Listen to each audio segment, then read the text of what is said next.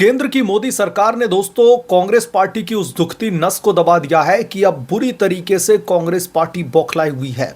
सड़क से लेकर के संसद तक कांग्रेस पार्टी के तमाम नेता इंक्लूडिंग राहुल गांधी प्रधानमंत्री नरेंद्र मोदी के इस फैसले को लेकर के एनडीए सरकार के इस फैसले को लेकर के बुरी तरीके से तिलमिलाए हुए हैं।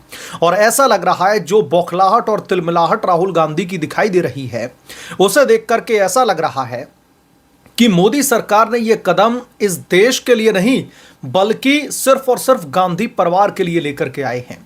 और राहुल गांधी को क्यों जेल जाने का डर सता रहा है, और सिर्फ राहुल गांधी नहीं दोस्तों, उनकी बहन प्रियंका गांधी, उनके जीजा रॉबर्ट वाड्रा और उनकी माताश्री सोनिया गांधी, सबके जेल जाने का अब उन्हें दरअसल खतरा मंडरा रहा है। और न सिर्फ जेल जाने का, जो इतने बड़े बड़े पदों पर बैठे हुए हैं इनकी सांसदी ना छिन जाए, इसका भी अब डर राहुल गांधी को भयंकर तरीके से सता रहा है। और इसलिए अब संसद से लेकर के सड़क तक हर जगह कांग्रेस पार्टी बुरी तरीके से बौखलाई हुई है। क्या है यह पूरा मामला, कैसे प्रधानमंत्री नरेंद्र मोदी ने, कैसे केंद्र की मोदी सरकार ने राहुल गांधी की कांग्रेस पार्टी की उस दुखती नस को दबा दिया है, जिसकी वजह से अब लिबरल लॉबी में भी खलबली मची हुई है। इस रिपोर्ट में इसका हम विश्लेषण करेंगे, लेकिन उससे पहले आपसे विनम्र निवेदन है कि चैनल को सब्सक्राइब कर लें और अगर आपको वीडियो पसंद आए तो वीडियो को लाइक जरूर करें। आपको पता होगा कि केंद्र की सरकार जो है कुछ विधेयकों में संशोधन कर रही है। कुछ विधेयकों को लेकर के उन्होंने कुछ विधेयक पेश किए हैं दरअसल, और ये जो विधेयक हैं दरअसल वो सीधे सीधे भ्रष्टाचार पर एक बड़ा प्रहार करने के लिए हैं, कुठाराघात करने के लिए हैं, और जितने भी भ्रष्ट आचरण वाले नेता हैं उन पर नकेल कसने के लिए है। यानी कि आप पावर में भले ही बैठे रहो, आप अगर कोई भ्रष्टाचार करोगे तो उससे पहले आपको 100 बार सोचना पड़ेगा। इस वजह से दरअसल अब कांग्रेसी और विपक्षी तमाम नेता बौखलाए हुए हैं। दरअसल मैं आपको बता देता हूं कि लोकसभा में जो है 3 विधेयक हैं ऐसे जिनमें संशोधन किया जा रहा है। और सबसे पहले मैं इन विधेयकों की खूबी आपको बता देता हूं ताकि आपको एक अंदाजा लग जाएगा कि विपक्ष बुरी तरीके से बौखलाया क्यों है। दरअसल सरकार के 3 नए भ्रष्टाचार रोधी विधेयकों के मुताबिक प्रधानमंत्री, मुख्यमंत्री या फिर मंत्री अगर किसी ऐसे अपराध में गिरफ्तार होते हैं जिनकी सजा 5 साल से ज्यादा है और वो लगातार 30 दिनों तक हिरासत में रहते हैं या फिर जेल में रहते हैं, तो 31वें दिन उन्हें स्वतः उनके पद से बर्खास्त कर दिया जाएगा। यानी कि अब इसको ऐसे समझिए कि राहुल गांधी, सोनिया गांधी और उनके तमाम चट्टे बट्टे नेता जो नेशनल हेराल्ड केस के मामले में जमानत पर बाहर हैं, अगर उनसे इंटेरोगेशन होती है, उन्हें कस्टडी में लिया जाता है और अगर 30 दिनों तक लगातार अगर वो जेल में रहते हैं और इस भ्रष्टाचार की जो सजा है वो 5 साल या उससे ऊपर है, तो फिर उनकी सांसदी तुरंत छीन ली जाएगी। जो भी सरकारी सुविधाएं हैं उससे तुरंत इनको हाथ गंवाना, दरअसल हाथ धोना पड़ेगा। इसलिए ये बौखलाए हुए हैं। और न सिर्फ सांसद, मंत्री, आप अगर प्रधानमंत्री हैं, आप अगर मुख्यमंत्री हैं या फिर आप मंत्री भी हैं, आपको अपने पद से दरअसल हाथ धोना पड़ेगा। अब जरा ये समझ लीजिए कि राहुल गांधी तुक क्या दे रहे हैं कि ये सारे के सारे जो विधेयक मोदी सरकार की तरफ से पेश किए जा रहे हैं, संशोधन किया जा रहा है, इसमें खामी क्या है, जरा राहुल गांधी के पॉइंट ऑफ व्यू से समझते हैं। लोकसभा में विपक्ष के नेता और सांसद कांग्रेस पार्टी के जो नेता है राहुल गांधी, उन्होंने लोकसभा में पेश किए गए तीनों विधेयकों का कड़ा विरोध किया है। इन विधेयकों में प्रावधान मैंने आपको बता दिए ऑलरेडी किस वजह से है। राहुल गांधी क्या कह रहे हैं? राहुल गांधी कह रहे हैं कि हम इन विधेयकों को इंप्लीमेंट करके मध्यकाल की ओर लौट रहे हैं, जब राजा अपनी मर्जी से किसी को भी हटा सकता था। अगर राजा को किसी का चेहरा पसंद नहीं आया तो ईडी से गिरफ्तार करा करके लोकतांत्रिक तरीके से चुने गए नेता को 30 दिन में बाहर फेंक दिया जाएगा। आप लोग समझिए कि राहुल गांधी क्या कह रहे हैं। राहुल गांधी ये दिमाग नहीं लगा रहे हैं कि जो विधेयक पेश किए जा रहे हैं उसमें प्रधानमंत्री भी शामिल हैं। अगर नरेंद्र मोदी पर भी भ्रष्टाचार के आरोप लगते हैं, नरेंद्र मोदी हिरासत में अगर 30 दिन तक रहते हैं या फिर कोई भी आने वाला प्रधानमंत्री, उसको भी अब उसके पद से बर्खास्त होना पड़ेगा। लेकिन राहुल गांधी कह रहे हैं कि ये राजा की मर्जी के मुताबिक सब कुछ चल रहा है, ईडी को कभी भी भेज करके उठा करके जेल में डाल देंगे और पद से बर्खास्त किया जाएगा। इतना ही नहीं, केंद्रीय गृह मंत्री अमित शाह ने लोकसभा में संविधान के 130वां संशोधन किया है और ये विधेयक पेश किए हैं। केंद्र शासित प्रदेश शासन संशोधन विधेयक और जम्मू कश्मीर पुनर्गठन संशोधन विधेयक, ये तीनों के तीनों जो विधेयक हैं उनको पेश किया गया है।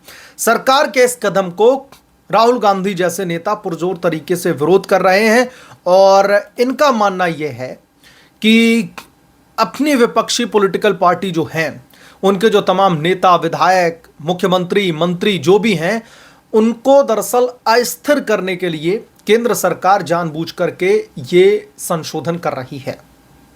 अब यहां पर दिलचस्प मोड़ दोस्तों कब आ जाता है, जरा ये भी समझ लीजिए। आपको पता होगा कि दिल्ली के पूर्व मुख्यमंत्री अरविंद केजरीवाल दिल्ली के कथित शराब घोटाला के मामले में जेल में लंबे समय तक रहे थे। न सिर्फ अरविंद केजरीवाल बल्कि उनकी जो टॉप लीडरशिप थी, चाहे फिर वो मनीष सिसोदिया हो, चाहे फिर वो सत्येंद्र जैन हो, सब के सब जेल में बैठे हुए थे और भी बड़े नेताओं की गिरफ्तारी की बात चल रही थी। और इन लोगों ने जेल में रहते हुए अपने पद से इस्तीफा नहीं दिया। खास तौर पर मैं यहां पर अरविंद केजरीवाल की बात कर रहा हूं। अरविंद केजरीवाल के खिलाफ में दिल्ली में बड़े पैमाने पर विरोध प्रदर्शन हुए। बड़े पैमाने पर यह मांग की गई कि आप जब तक जेल में हैं आप इस्तीफा दीजिए। लेकिन अरविंद केजरीवाल को सत्ता से चिपकने का, कुर्सी से चिपकने का ऐसा शौक चढ़ा हुआ था कि जेल में रहेंगे, भले ही सारे काम ठप बने रहे दिल्ली के, लेकिन अरविंद केजरीवाल इस्तीफा नहीं देना चाहते थे। तो ऐसे में अब ऐसे तमाम भ्रष्ट आचरण वाले नेता जिनके ऊपर इस तरीके के गंभीर आरोप लगते हैं और जो भी उन्होंने भ्रष्टाचार किया, अगर उसकी सजा 5 साल या फिर उससे ज्यादा रहती है और 30 दिनों तक अगर लगातार कस्टडी में रहते हैं तो 31वें दिन स्वतः उनको उनके पद से बर्खास्त कर दिया जाएगा।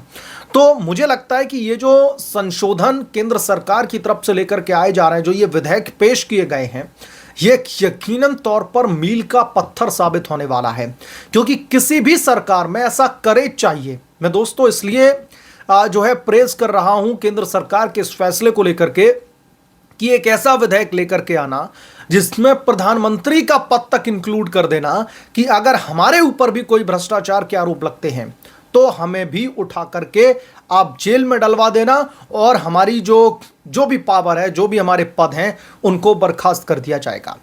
अब दोस्तों विपक्ष जो हो हल्ला काट रहा है कि उनके मंत्रियों को अस्थिर करने की कोशिश की जा रही है, उनके मुख्यमंत्रियों पर गाज गिराने की कोशिश की जा रही है, ये पूरी तरीके से बेसलेस है।